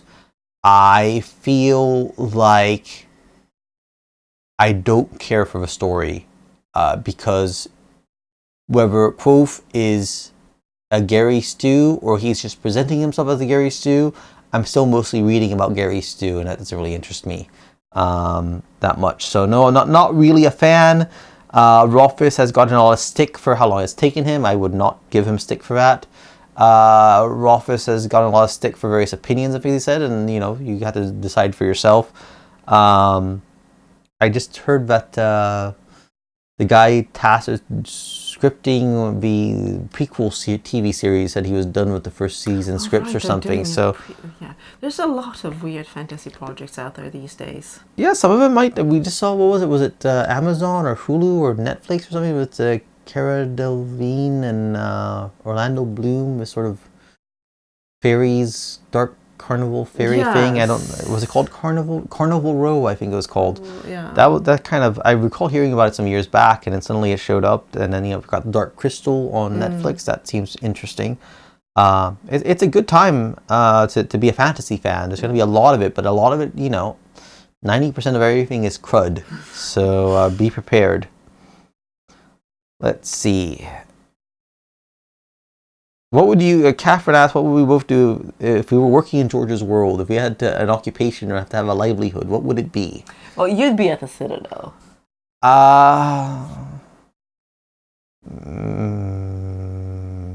Maybe I'd just be like a scribe without having those pesky vows to worry about. Oh, yeah. You'd be training horses in Dorne or something. Yeah, I thought you were going to suggest something entirely inappropriate, but... I said training horses. Oh, training horses. Well, no, I just thought you were going to suggest something before you started saying that. I thought you were going to make some entirely inappropriate suggestions, No. It's too late for inappropriate suggestion. Isn't that when you make them? I guess Linda never had the makings of a varsity athlete. She hasn't watched The Sopranos, so she doesn't really get that one either. Or did you mention this, that you didn't watch The Sopranos either? No, because it's evil people. Okay. Well, yeah, people always point out. Why did Yandel not add a chapter on Karth? I mean, the reason that Yandel didn't do it is because the Karthine are full of lies and their history is so they're overweening and they're overstating their importance and such. So it's impossible for him to kind of give a good sense. So he just ignores them. The reason that the puppet masters behind Yandel did not add it is that George did not write anything. Yeah, we asked it. He added a little bit about the we sort of did not make up additional stuff about Essos things. Basically, if George didn't provide anything more, that's where we were stuck.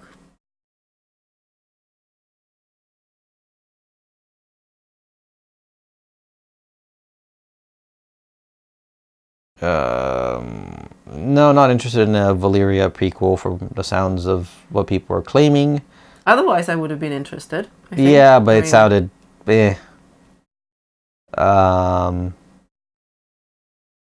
Ainer Steele wants us to do more live streams and videos like this. I mean, the live stream thing is kind of cool, but it kind of keeps running. We're approaching 2 hours. I can tell you're getting tired. So, 10 more minutes. Yeah. 10 more minutes, and it's then just hard to know when to finish them. I suppose. Yes, the thing is, there's always questions. Do you really think Arya's ending will be a near exact copy of Alyssa?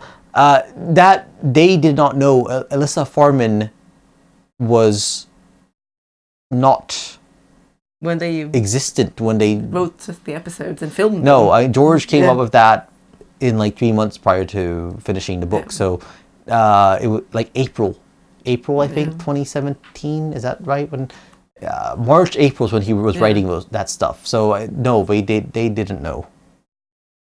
Or wait, well, if it's when did they write the season 8 scripts? If it's 27. I mean, hadn't they started working on it anyway? I mean, I think that sort of thing they would have. I don't think so. I don't think so. I mean, maybe threw in something, I suppose. Michael Moorcock. Someone mentioned Michael Moorcock. Michael Moorcock is an interesting one, but Elric is a bit of a and like Elric, Coram.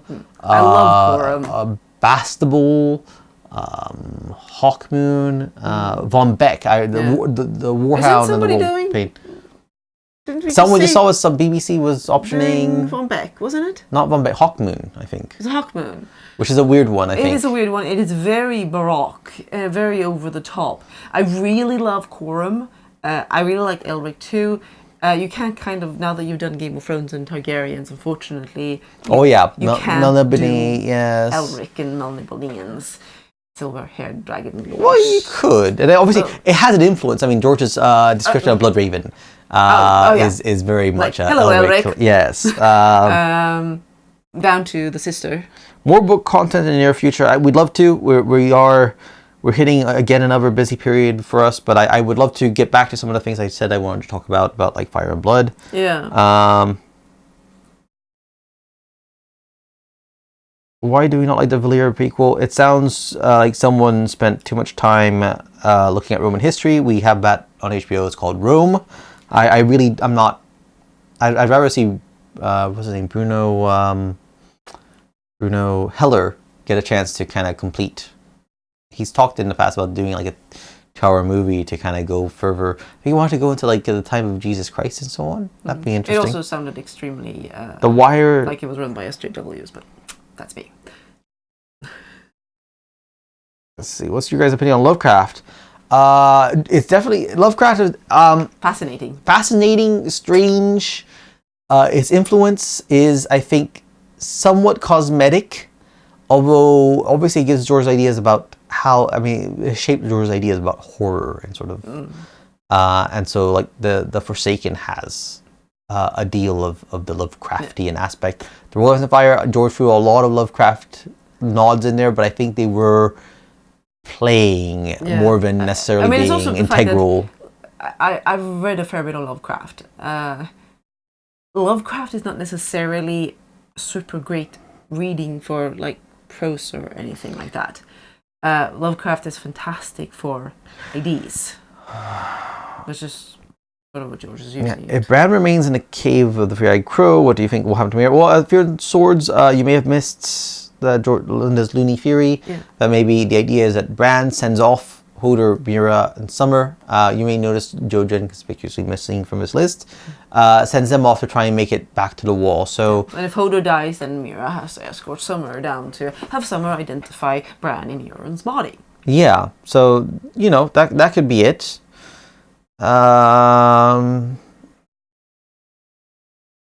As to why the seasons, is there any reference in the books to why the seasons are not normal? It's magic. It's George magic. Just said that outside of it as well, but the original marketing release for Game of Thrones, Oh God, yes, that one. Like mentions that this is not normal, that something happened. Yeah. That's the one that calls the others the Neverborn. The Neverborn.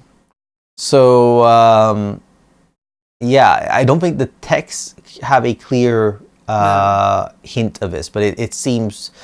And we in the Royals and Fire plays of it, talks about what maesters have made of the strange seasons, the arguments that they're not normal, that there's something going on that people don't understand. or merely that it's very complicated and that through enough observation of the stars and so on, we'll figure it out. But most likely something magical threw it out of whack. Will the seasons become normal if the others are defeated? I think it's possible. I think it's possible, certainly. Who here is waiting for Death Stranding? I think it's going to be PS4 exclusive, so I don't play console games. Oh. It's from the Metal Gear Solid creator, I believe.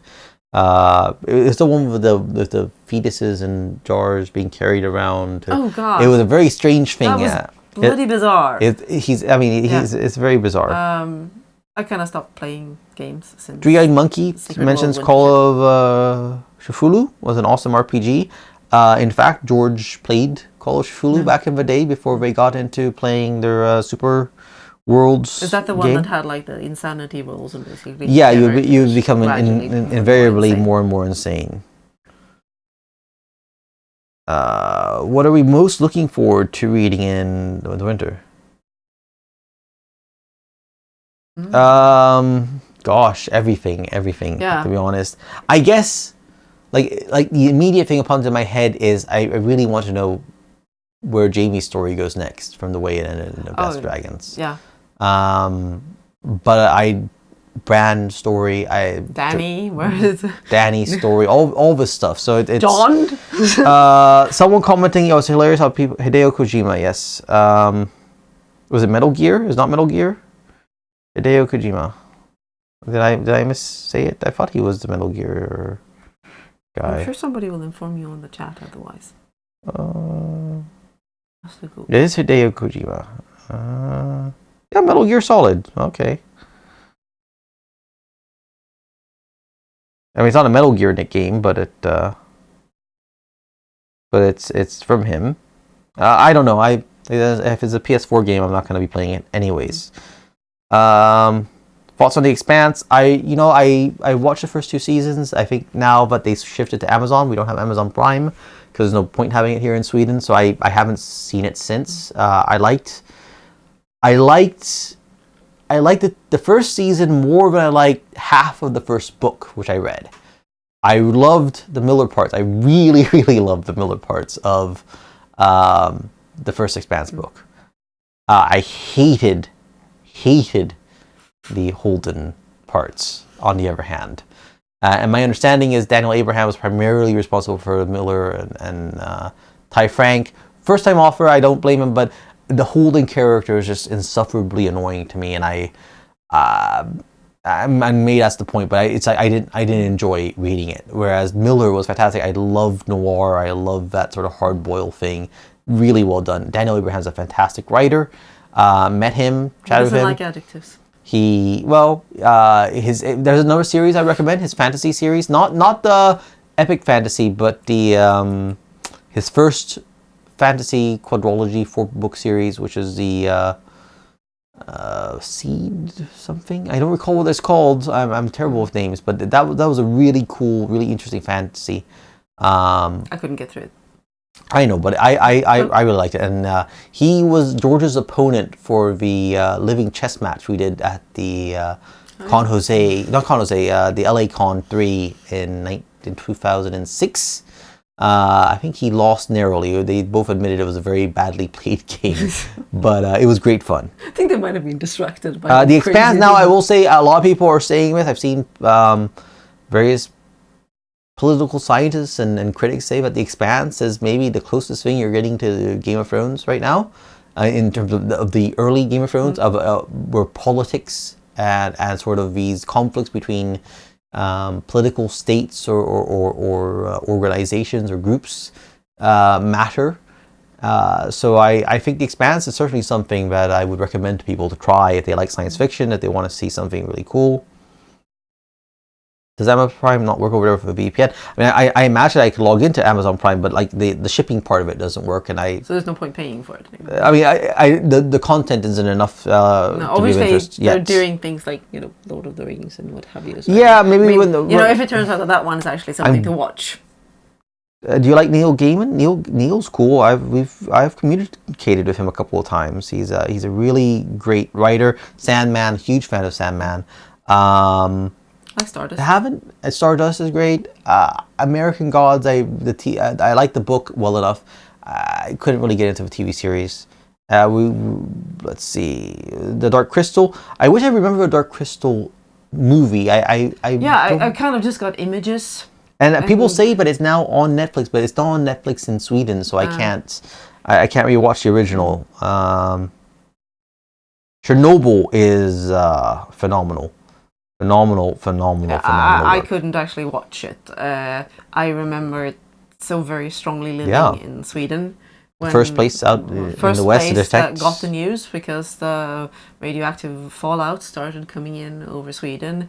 It was absolutely terrifying. It had huge political impact on Sweden, which we are seeing the ramifications of it now, in that we voted. We had a vote to shut down nuclear power, and that's supposed to happen now. And now there's other opinions about it, but it was a terrifying period. And I just watched the trailers and God, this this looks so interesting. But okay. Oh my God. Did he drink all your soda, or was there any left? Let's see what else we got here. Of all the artists who contributed to the World Ice and Fire, which one is your favorite? Gosh, I love the Red Grass Field. I love the Red Grass Field. That's the piece I've cited the most often. I love the Robert and Rhaegar. Robert and Rhaegar from Kiss and Sweet was amazing. Okay, I really lost my... Yeah, so Linda's losing her voice. We've gone almost 2 hours. I think we are going to wrap it up there. So, but it's been really great having everyone responding and having so many questions. We don't know when we're going to do another live stream. It felt like this, because we had just done that video and then Isaac's interview came out, and it felt like we had to expand more on our thinking. But we had to do it. I don't know when we'll do another one. We'll it's fun. It's fun to do. It's just kind of finding a time limit and also making sure Linda's working it with the dog and the puppy. It worked out pretty well this time. So, oh gosh. So I'll keep talking for a bit while I figure out how to stop this. I've got like the remote. I don't want to go and get up and turn it off. I've got the remote desktop thing on, and I should be able to end the stream using that. Let's see if that works. I may be incorrect. We'll have to train the dogs to turn it off. Yes. Okay, wait. I'm almost there. So it does work. Any last thoughts? All right. All right, guys. Until next time, whenever that may be. Have a great evening or a great day, whatever the case may be. Bye. Oh, come on. You're not actually going to turn off? No. No, it's not turning off. So I will just have to get up and do a very awkward thing. I'll have to figure out why that didn't work.